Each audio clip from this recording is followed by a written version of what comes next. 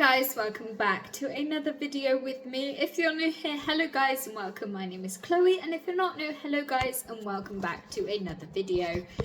Oh, there we go. Today I'm going to be reviewing Zora Books Her Happy Ever After by McCoy. And so this is Z for my A to Z reading challenge. I know that the setting is not the best, but I'm currently in the process of moving house, and so I don't really have a permanent setting at the moment. So just beware that this is like a bit different to my normal setting. So this is the back, this is the front, and this is the side. So we have on the front, we have Zora, and then we have her two love interests, Lawrence and Reed. And,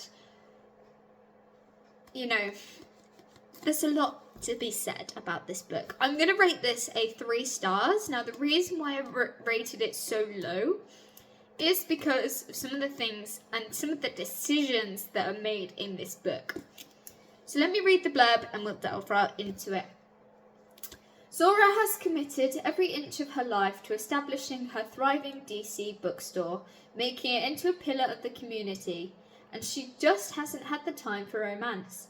But when a mystery author she's been crushing on for years agrees to an event at her store, she starts to rethink her priorities. Lawrence is every bit as charming as she imagined, even if his understanding of his own book seems a bit shallow.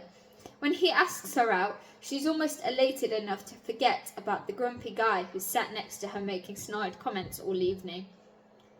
Apparently, he is Lawrence's best friend, but she can't imagine what kind of friendship that must be. They couldn't be more different. As she struggles to choose between them, she can't shake the feeling that they're both hiding something, a mystery she's determined to solve before she can find her happy ever after. So there will be spoilers in this book, I reckon, because I do need to go into detail about some of the things that I disliked about this book. 1, Zora is a nice character. I did like her character. It's a good representation of black characters, because literally I think everybody in this book is black, and I do like that. It's black-owned bookstore, and there is a lot of discussion about that, which is good. I like learning about that and reading about that. We have our 2 main characters. Now I can't determine which one is Reed and which one is Lawrence. I think Lawrence is the guy with glasses, and then I think that's Reed there. But there was a lot of discussion about food. There was a lot of description about food, and some of the characters were nice, but some of the characters did annoy me, like Zora's grandma. I don't know why she kept going on about having grandchildren, but throughout the book, Zora's nan, or grandma, or granny, I think they called her granny, Zora's granny kept going on about Zora getting and pushing one of these 2 guys and saying, you have to give me grandbabies before I die. So it's kind of like she was pressured. It felt like she was pressured to get with either one of these 2.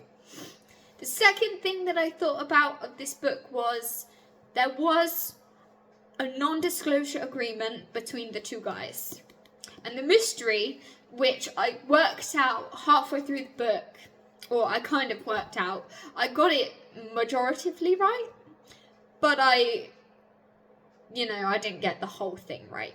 So what I thought was that Lawrence was stealing Reed's work, because Zora goes to Reed's house and reads some of his book notes and sees the exact or a similar paragraph to what Lawrence had read written in his book. So Zora is obviously a fan of Lawrence, and she calls Reed out on it, which is okay, because you would be curious about why somebody you're seeing or somebody you like has very similar works to you. So Zora brought it up to Reed about why his work is similar to Lawrence's, which is a genuine human response, by the way. I would ask the same thing. If my friend had written something, I would call her out on it and ask, why is your work similar to this author? Fair enough. what Zora should not have done is continued on trying to investigate these two guys. Because Reed gave a subtle hint, essentially saying, it's very personal, I don't want to go into it, all of that. And what did Zora do? She decided that she was going to be a bit nosy, dive into their relationship and uncover something that she was not supposed to uncover. She essentially found out that these guys have an NDA, so a non-disclosure agreement between the two of them, to essentially Reed is a ghostwriter for Lawrence. So that's where their work sounds similar. Fair enough. But the problem about that is there was an NDA, and they are legally not allowed to talk to anybody else about it besides their lawyers and each other. So Zora, our little main character here, was upset with Reed because Reed didn't tell her about the NDA. But by law, technically, he's not allowed to tell her even if he wanted to. So that was something that I did not like about the book. The fact that Zora was upset with Reed because Reed didn't tell her about the non-disclosure agreement. But when she found out about it, Lawrence decided that he was going to threaten to sue Reed for telling Zora about the NDA. So it's like, that was just one thing, I think, or the most important thing that I thought about this book that was so aggravating, which was Zora was not supposed to find out about that. She dug her nose into somewhere she was not supposed to dig and discovered that, and it rocked the boat a lot. And the fact that she was dating these two at the same time was kind of like, okay, Zora, you're a little bit desperate. But yeah, so overall, I'm rating this book a 3. It could have been a lot better. There was a lot of descriptions of things that seemed to me unnecessary. There was a lot of sexual scenes in it, which I like reading sexual scenes. I am one of these people who's not afraid of reading sexual scenes, as you know. But honestly, some of these scenes in this book, right, at the back, I have to rant here, like, some of the things, like, I'm reading it going, you did not say that. Like, it was part of the sexual scene, so I'm not going to read it out. But there was just this phrase that Zora said right at the end of the book. It's like, yeah, right at the end. And it's just like, really? You don't say that? Like, honestly, come on, man. But yes. So this is going to be Z for my A to Z reading challenge. I spent ages trying to find this book.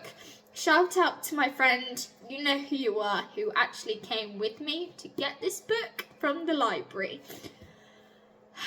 And now I've done the review, I will go and return said book to the library. But overall, I think that this was an interesting book to read in terms of culture, and it begins with Z, and it's something different, because originally I was trying to find Zodiac Academy, but I couldn't find it in the library. So yes, if you enjoyed this video, please leave a like, subscribe, comment down below if you so choose. Check out this book.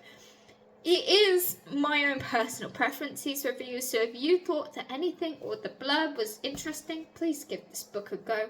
I'm not completely hating on it, I'm just saying that there are things that could have been better. But anyway, thank you guys for joining me, and I'll see you in the next one. Bye guys!